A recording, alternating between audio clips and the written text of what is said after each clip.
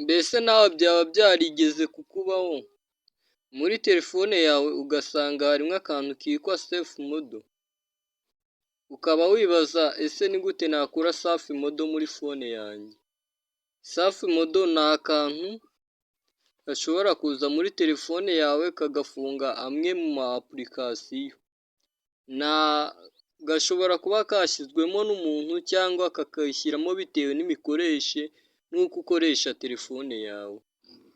Mbahaye ikaze muri iyi videwo. Muri iyi videwo tugiye kureba intambwe ku yindi uko wakura safe modo muri telefone yawe iramutse yajemo. Ni ukuvuga ngo ishobora kuza muri telefone yawe application zimwe na zimwe muri za application z'ingenzi ugasanga zabaye disabled, wajya uzikandaho ntibyemere. Icyo uzahita ukora ako kanya rero uzaza ujye muri telefone yawe, aha ku ruhande kuri iyi buto yo munsi, ya buto dusanzwe dufungiraho telefone yacu, kugira ukuremo safe modo. Numara kugera kuri iyi buto uzaza uyikandeho.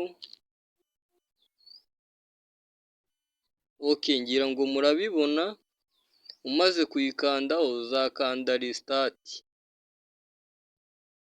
Aha bafungira telefone uhakanze uzakanda restart, numara gukanda restart izagaruka safe modo yavuyeho, telefone yawe iri gukora nk'uko bisanzwe.